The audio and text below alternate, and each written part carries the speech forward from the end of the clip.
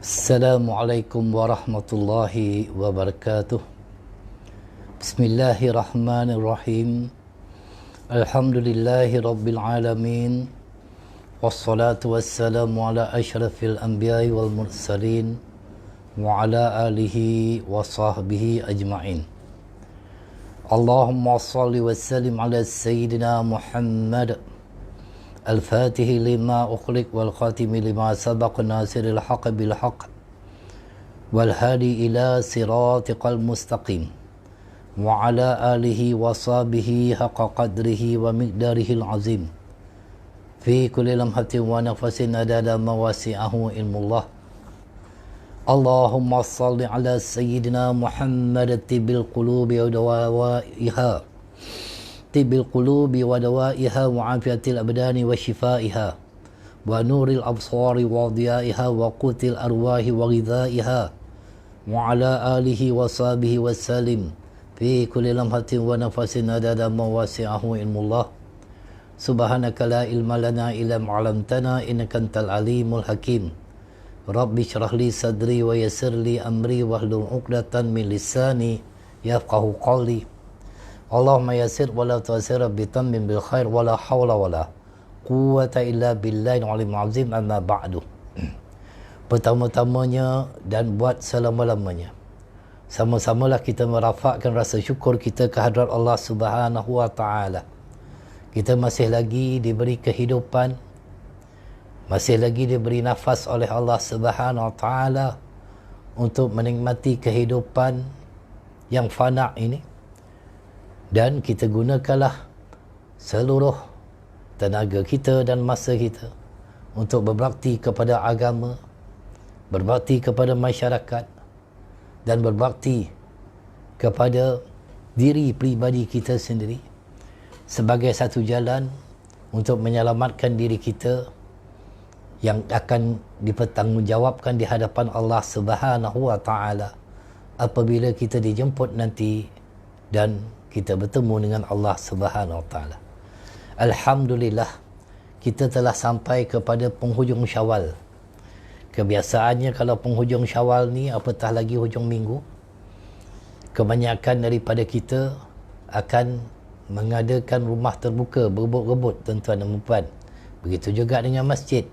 Tetapi kita tidak dapat melakukannya kerana kita masih lagi di bawah pemerintahan ataupun PKPP. Pergerakan kita itu masih lagi terkawal, dan ini dikawal bukan atas kepentingan individu, tetapi kita mengikut apa yang telah diperintahkan oleh ulil amri kita.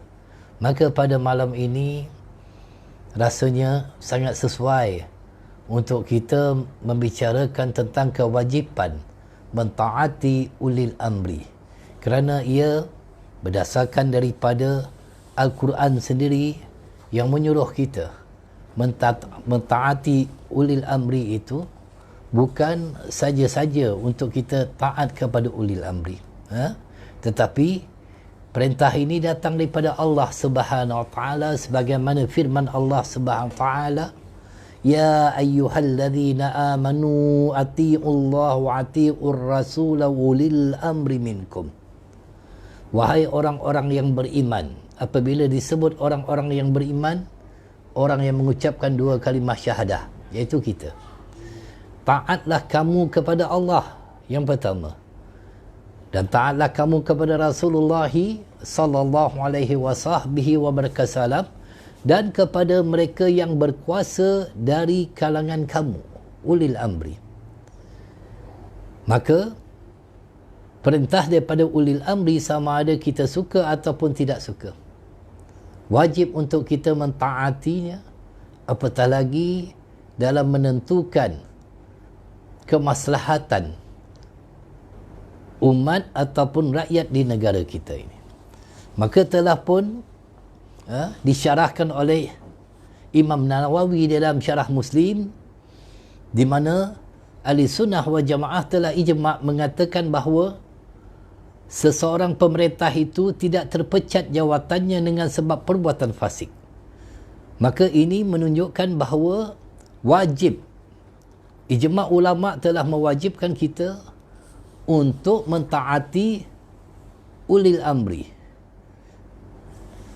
Sebagaimana pemerintahan kita, kerana di dalam satu hadis yang agak panjang yang telah diriwayatkan oleh Abu Hurairah radhiyallahu taala, Rasulullah sallallahu alaihi wasallam bersabda, kamu akan diperintah selepas aku oleh pemerintah-pemerintah yang baik, akan memerintah dengan cara yang baik, dan yang jahat memerintah dengan cara jahat. Maka hendaklah kamu dengar dan taat kepada mereka pada setiap perintah yang sesuai dengan kebenaran. Jika mereka berbuat baik, maka kamu dan mereka akan mendapat ganjaran yang baik. Tetapi jika mereka berbuat jahat, maka kamu akan mendapat balasan yang baik, dan mereka akan menanggung akibat kejahatan yang mereka lakukan itu. Maka inilah di antara dalil-dalil yang begitu banyak kalau kita melihat daripada Sahih Bukhari, Sahih Muslim, agar kita itu senantiasa mentaati pemerintah. Di mana di dalam satu lagi hadis yang diriwayatkan oleh Sahih Bukhari dan Sahih Muslim, yang mana Rasulullah SAW telah bersabda 3 golongan, thalatha, 3 golongan Allah SWT tidak berkata-kata dengan mereka pada hari kiamat, tidak melihat kepada mereka, tidak membersihkan dosa mereka, dan mereka akan menerima azab yang pedih, iaitu seorang yang mengaku setia kepada seorang pemerintah. Ia berbuat demikian kerana keduniaan. Jika diberi, ia tunaikan kesetiaannya, tetapi jika tidak diberi, ia menderhaka. Maka tak boleh untuk kita menderhaka kepada pemerintah kita itu.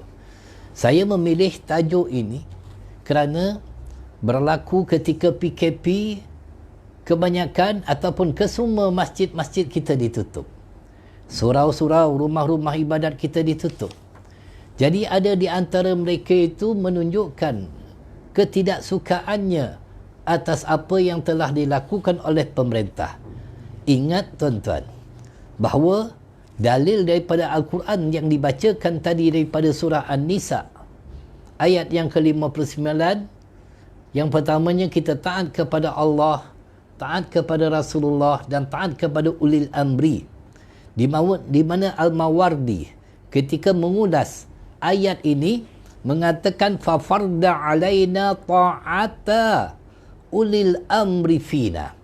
Maka Allah SWT melalui ayat ini memfardukan ke atas kita taat kepada para pemerintah daripada kalangan kita. Iaitu kalau umat Islam, kita ada ketua agama kita. Sultan-sultan merupakan ketua agama kita. Ibn Hajar dalam Fathul Bari mengatakan وَقَدْ أَجْمَعَ الْفُقَهَاءُ عَلَى وَجَوَابِ طَاعَةِ السُّلْطَانِ الْمُتَغَلِّبِ وَالْجِهَادِ مَعَهُ. Iaitu sehubungan dengan itu, menderhaka kepada pemerintah adalah satu dosa besar yang diletakkan sebaris dengan dosa syirik, dosa membunuh, makan harta anak yatim, makan riba, menderhaka kepada kedua ibu bapa, seperti yang disebutkan oleh Ibn Hajar di dalam kitabnya Az-Zuwajir, berasaskan hadis-hadis sahih daripada riwayat Imam Bukhari, Imam Muslim, Ibnu Abi Hatim dan lainnya. Maka dengan itu, Imam Nawawi di dalam syarah Sahih Muslim menyatakan wa ammal khuruju alaihim wa qitalihim faharamun biijma'il muslimin. Adapun menderhaka kepada pemerintah dan memerangi mereka, maka hukumnya haram dengan ijma' ulama.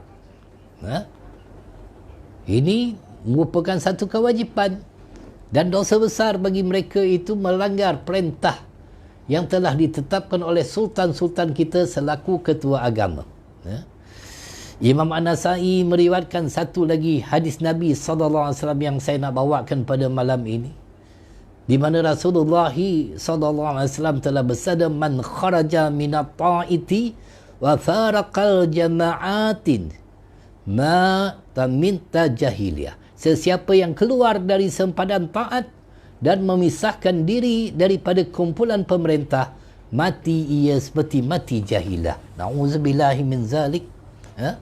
Malah Imam Muslim meriwayatkan juga daripada Rasulullah sallallahu alaihi wasallam, wa man mata wa laysa fi unqihi bai'atun mata mitata jahiliyah. Dan sesiapa yang mati tanpa ada kesetiaan kepada pemerintah, ia mati seperti matinya orang-orang jahiliyah. Berhati-hati tuan-tuan dan puan-puan yang dirahmati Allah Subhanahu Wa Taala. Kerana ketika pelaksanaan PKP, masjid-masjid kita ditutup atas perintah daripada pemerintah kita. Dan masjid-masjid ini sebenarnya bukannya sengaja ditutup, tetapi ada perkara-perkara yang berlaku yang menyebabkan ketua agama kita dulu yang maha mulia Seri Paduka Baginda Yang di-Pertuan Agong akan mengawal masjid-masjid daripada negeri-negeri yang tidak ada sultan seperti wilayah persekutuan. Adapun setiap sultan akan memberikan perkenan, akan memberikan satu titah perintah. Seumpama di Selangor, kita ada dulu yang maha mulia Sultan Selangor kita, akan menitahkan agar ditutup masjid-masjid. Dan masjid sebagai institusi di bawah hak sultan. Ini kena faham. Al-Imam Abu Al-Hasan Ali bin Muhammad bin Habib Al-Mawardi dalam kitabnya Al-Ahkam Al-Sultaniyah merumuskan tugas pemerintah sebagai menjaga kepentingan agama dan mentadbir urusan dunia. Maka masjid ini terbagi kepada dua. Masjid pemerintahan disebut sebagai Masjid Sultaniyah, dan masjid awam disebut Masjid Ammah. Maka hukum-hukum yang berkaitan dengan masjid pemerintah, Al-Mawardi mengatakan yang dikatakan Masjid Sultan itu ialah masjid-masjid jami' yang besar dan ramai bilangan jemaahnya yang mana pengurusannya terletak di bawah kuasa sultan, kuasa pemerintah. Bagi masjid-masjid ini, tidak harus menjadi imam sembahyang berjemaah di dalamnya melainkan orang yang dilantik oleh pemerintah saja. Tak boleh. Kalau saya masuk ke Masjid Mustaqim kan, saya tak boleh jadi imam kat situ. Mesti yang dilantik oleh pemerintah. Kalau masuk di Masjid Shah Alam misalnya, mesti yang dilantik oleh pemerintah, tidak harus menjadi imam. Ini ialah supaya perkara yang menjadi hak dan tanggungjawab pemerintah itu tidak diambil alih secara sewenang-wenang oleh rakyat. Tak boleh. Rakyat tak boleh sewenang-wenangnya mengambil hak sultan.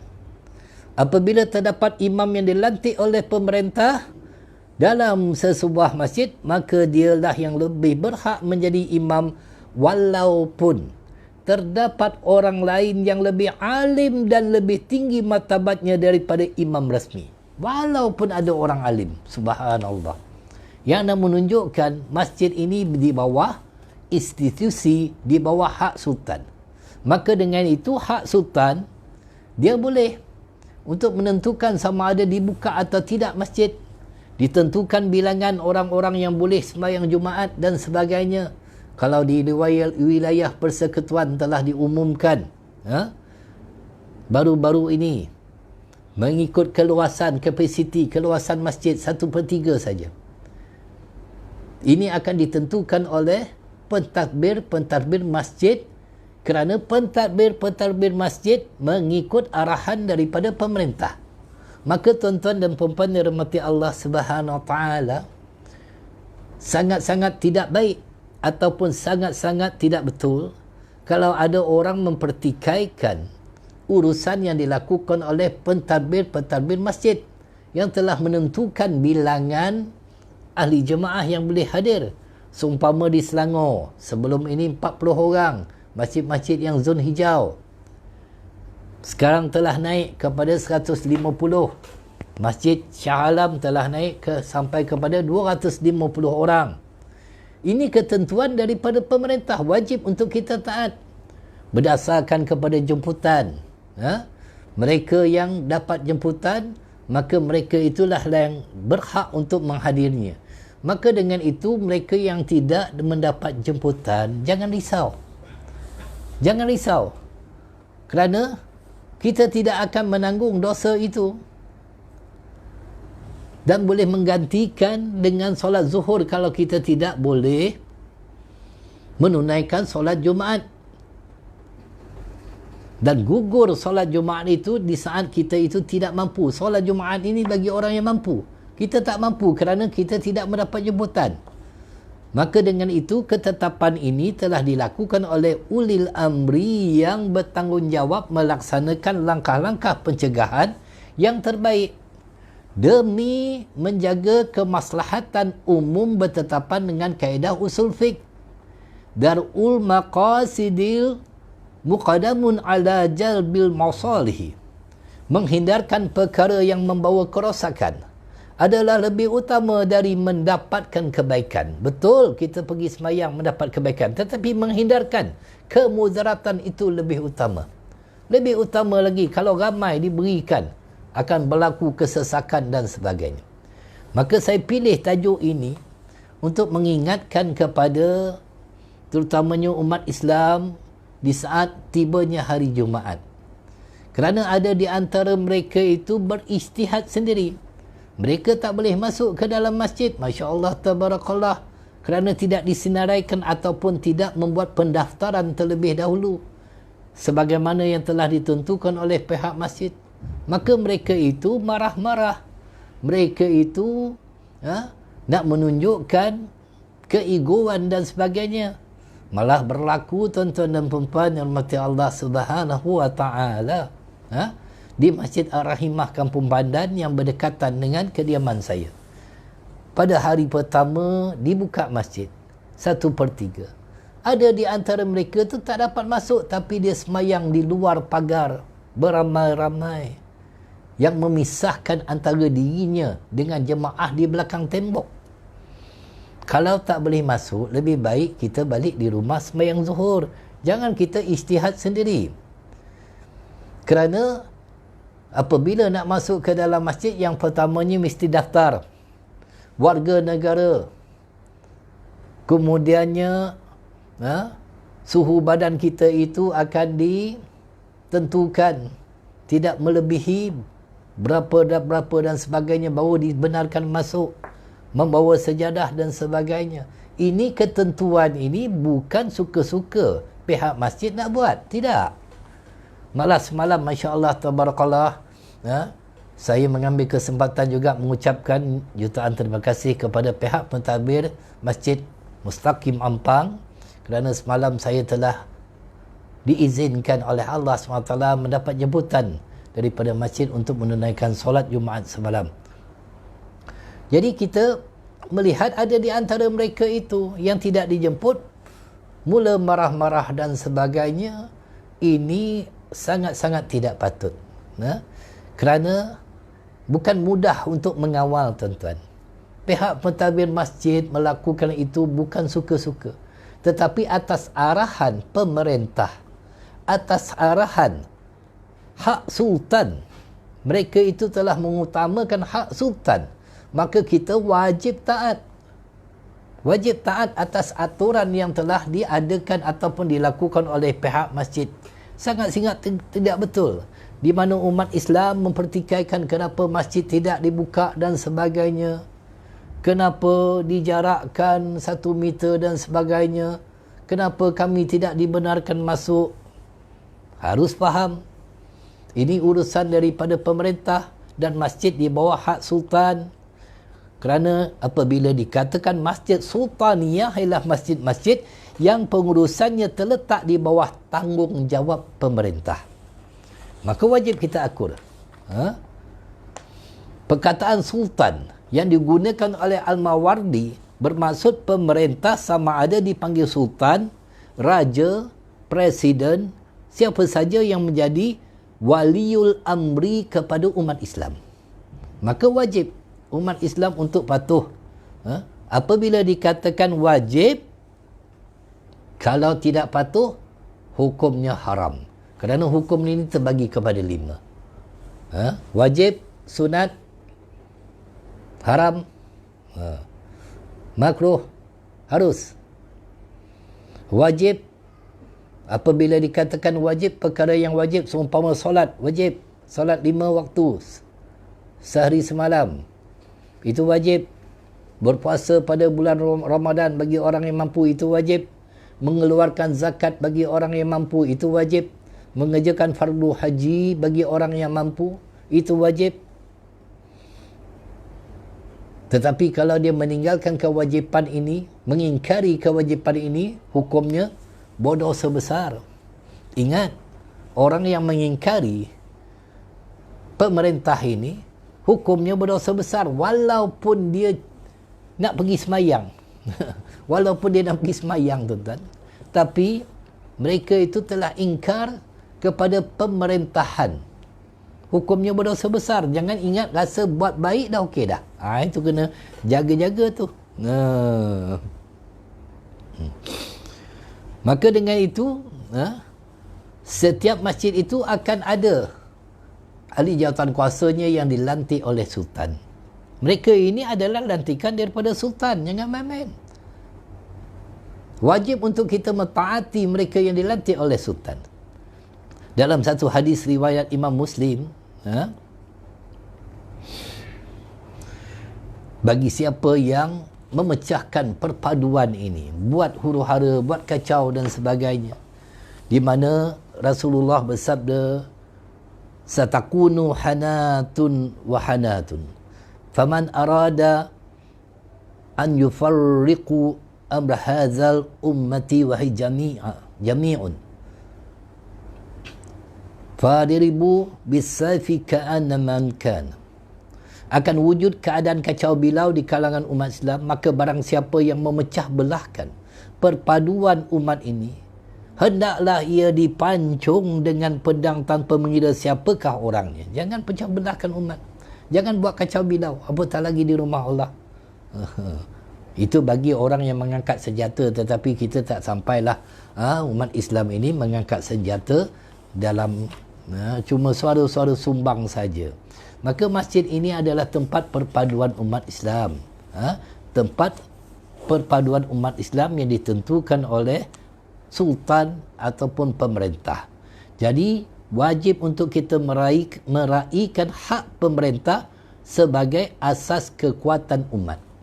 Baru umat menjadi kuat apabila kita meraihkan hak pemerintah dalam menentukan satu-satu perkara, maka umat Islam akan menjadi kuat. Itu sebab kita kadang-kadang kita merasa sedih, kita merasa duka cita di atas sifat ataupun sikap umat Islam yang mempertikaikan apa yang telah dilakukan oleh sultan-sultan kita dalam menjaga institusi agama, iaitu institusi masjid dan sebagainya. Jangan main-main. Tak boleh kita menderhaka ataupun membantah dan sebagainya. Imam Nawawi dalam kitab Syarah Sahih Muslim mengatakan, wa amma khuruju alaihim wa qitalihim faharamun bijma'il muslimin. Adapun menderhaka kepada pemerintah dan memerangi mereka, maka hukumnya haram dengan ijma' ulama. Tak boleh. Tak boleh kita itu menderhaka. Dan kalau kita mati, waman mata walasa fi unqihi bai'atun mata mitatan jahiliyah. Mati dalam keadaan jahiliyah kalau kita buat sesuatu yang tidak baik. Itu sebab pesan saya pada diri peribadi saya sendiri dan kepada orang-orang yang benar-benar orang mukmin sejati, iaitu taat atas apa yang telah dilakukan ataupun telah diperintahkan oleh sultan-sultan kita selaku orang yang berhak menjaga institusi agama, terutamanya masjid-masjid kita. Jangan kita petikai, kenapa surau tak buka lagi, kenapa ni, sembahyang itu wajib. Memang semua orang pun tahu sembahyang itu wajib. Tapi kita melihat bagaimana bijaksananya pemerintah kita dalam mengekang penularan COVID-19. Negara kita telah pun diiktiraf oleh dunia sebagai negara yang terbaik. Malah pemerintah kita juga diiktiraf sebagai pemerintah terbaik, doktor terbaik, frontliner terbaik dan sebagainya. Macam mana kalau dibiarkan umat Islam ini melakukan sewenang-wenangnya? Akan menjadi kemusnahan sebagaimana yang berlaku di beberapa negara yang mana rakyatnya tidak taat kepada pemerintah. Mereka itu melawan apa yang telah ditetapkan oleh pemerintah. Maka sangat penting untuk kita mentaati ulil amri ini, dan ia merupakan satu kewajipan. Kewajipan untuk kita mentaatinya. Kerana sebagaimana yang disebut, pemerintah ini begitu tinggi kedudukannya di sisi Allah Subhanahu wa taala, dan pentingnya kedudukan pemerintah ini di kalangan umat. Sebagaimana hadis yang menyebutkan mana-mana kumpulan kalau berarak menuju ke arah sultanullah, pemerintah, untuk menghinanya, Allah akan menghinanya sebelum kiamat. Allahu Rabbi. Jadi bagi menunjukkan begitu tinggi dan pentingnya kedudukan pemerintah di kalangan umat, hadis yang tadi itu menggelarkan sebagai sultanullah. Di sebuah hadis yang lain, pemerintah juga disebut sebagai zillullah fil ard, pelindungan Allah di bumi. Al-imamu zillullah fil ard. Man akrama sultanullah tabaraka wa ta'ala akramahullahu yaumil qiyamah. Pemerintah adalah pelindungan Allah di muka bumi. Siapa jua yang memuliakan kuasa Allah di dunia, Allah akan muliakan dia kepada hari kiamat. Tetapi barang siapa yang menghina kuasa Allah di dunia, Allah akan hinakan dia pada hari kiamat. Tak boleh kita menghina institusi diraja kita yang menentukan arah tuju umat Islam dan melakukan sesuatu untuk kebaikan umat Islam. Bukan saja-saja masjid ditutup, bukan saja-saja surau ditutup. Imam Ibn Hajar Al-Makki Al-Hattami, seorang ulama Syafi'i, ulama dalam mazhab Syafi'i, yang terkemuka menyebut dalam kitabnya Al-Zawajir Al-Itihraf Al-Kabair, bahawa menderhaka kepada pemerintah merupakan satu dosa besar. Dia menyebutkan di antara hadis-hadis riwayat daripada Sahih Bukhari dan Sahih Muslim, di mana Allah SWT tidak akan melihat kepada orang sebegini.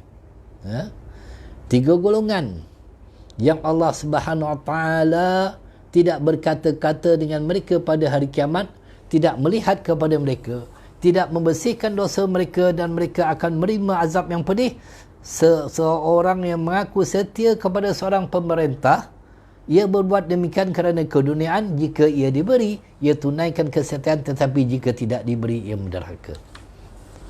Allah SWT tak nak pandang orang macam ni. Itu sebab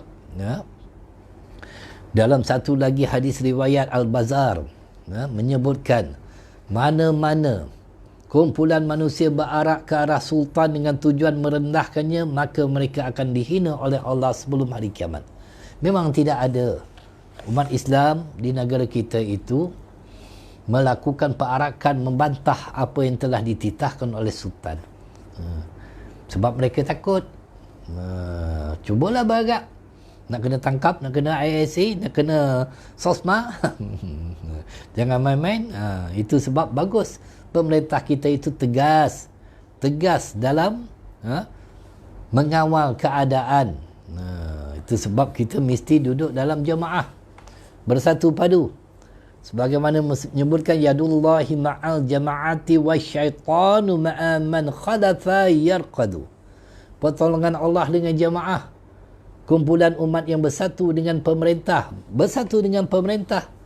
dan syaitan menunggang bersama kumpulan penentang. Tak boleh kita memisahkan diri dari pemerintah kita.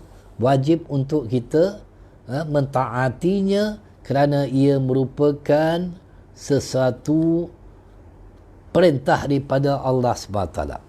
Dalam satu hadis lagi, tuan-tuan dan puan-puan, di mana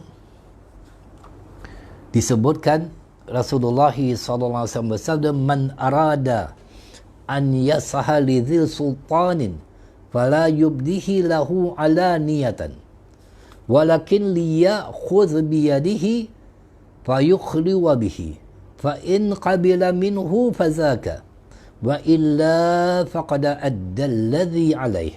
Sesiapa yang ingin menasihati pihak yang berkuasa mengenai sesuatu perkara, nak nasihat pemerintah boleh, tapi bukan secara terbuka, bukan tulis dalam Facebook, bukan sebarkan dan sebagainya.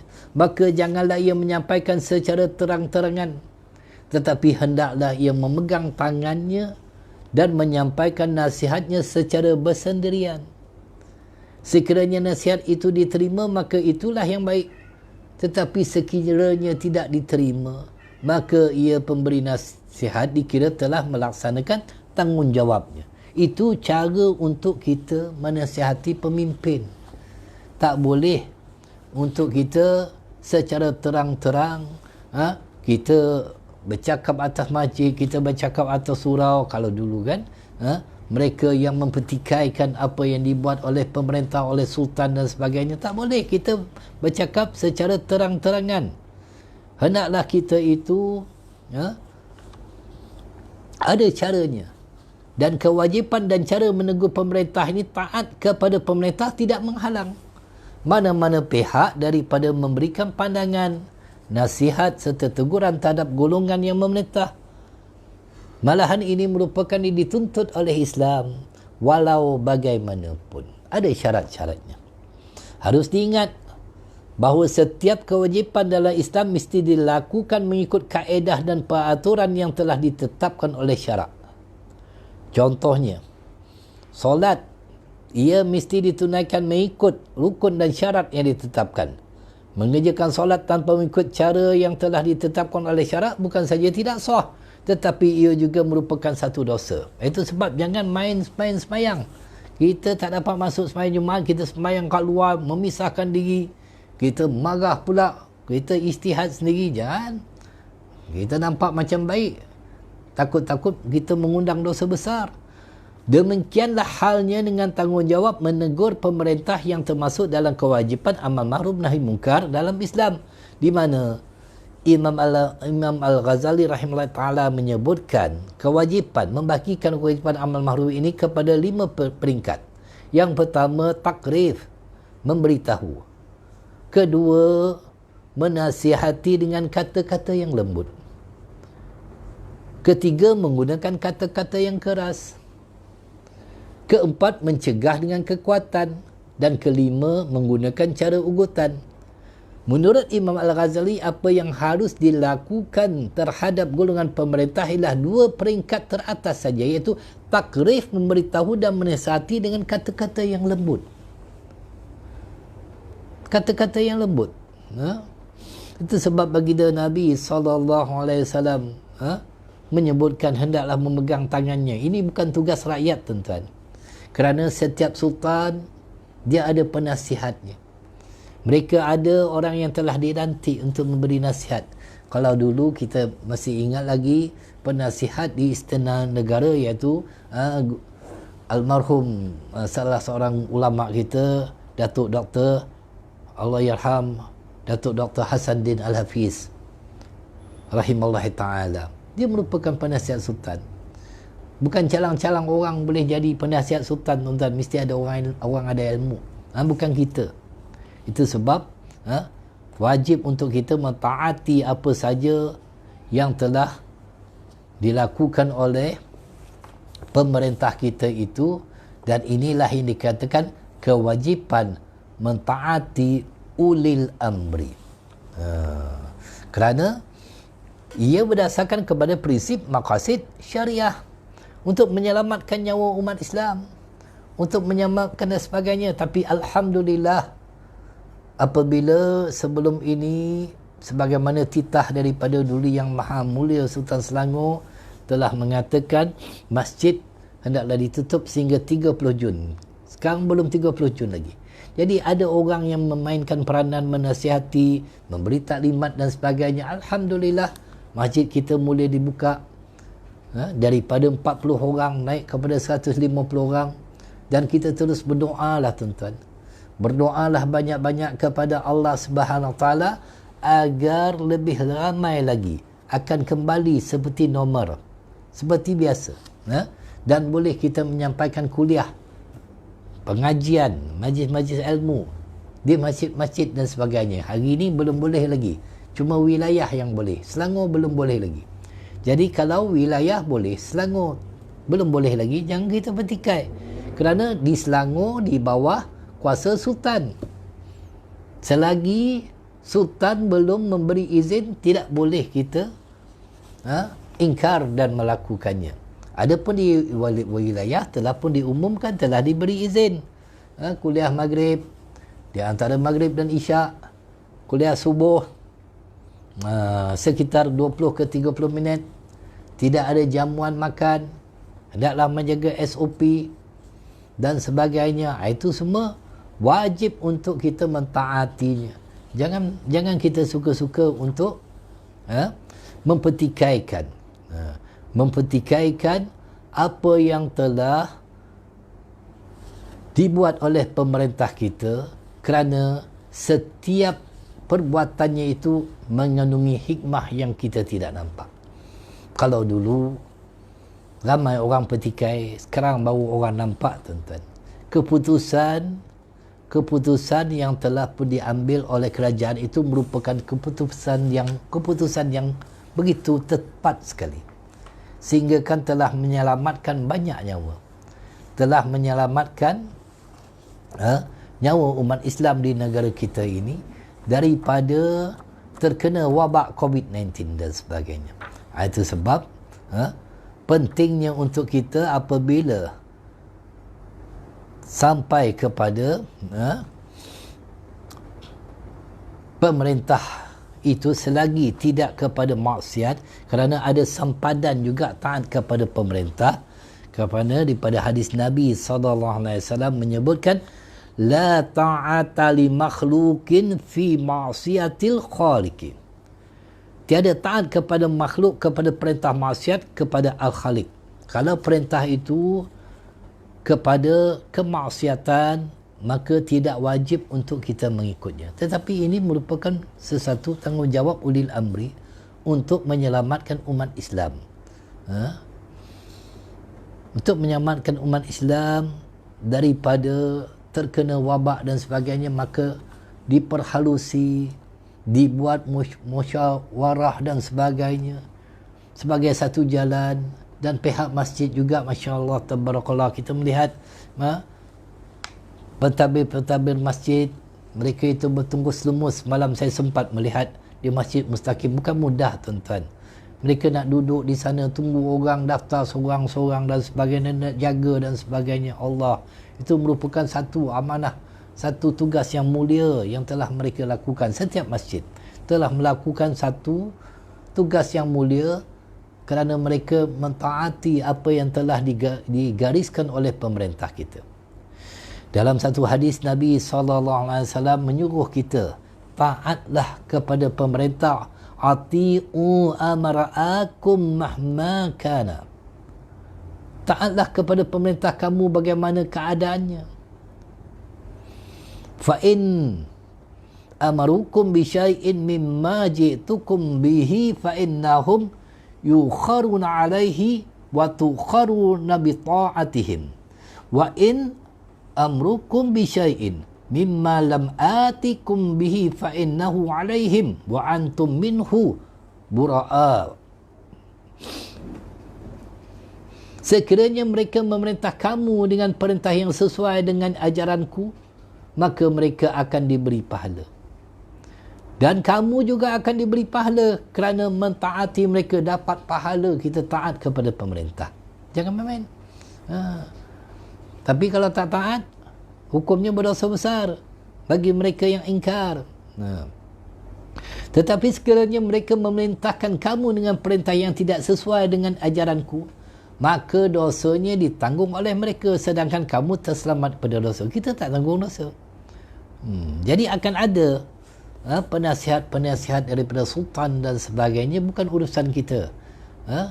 sultan ini ada penasihatnya dan sebagainya. Mesti kita ikut.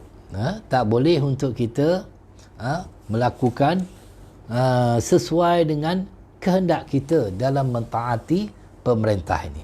Ini sangat-sangat penting bagi umat Islam di luar sana, bagi mereka yang mendengar apa yang saya sampaikan pada malam ini, kerana ini bertetapan dengan pemerintah PKP, kemudian perintah daripada sultan tentang keadaan bagaimana masjid kita nanti. Kerana masjid kita ini tertakluk di bawah hak sultan. Itu bukan kita suka-suka, tuan-tuan. Pihak pentadbir masjid bukan suka-suka nak buat undang-undang dan sebagainya, tetapi ia adalah datangnya daripada pemerintah. Apabila datang dari pemerintah secara tak langsung, wajib untuk kita mentaatinya. Jadi cukup sekadar itu untuk pada malam ini.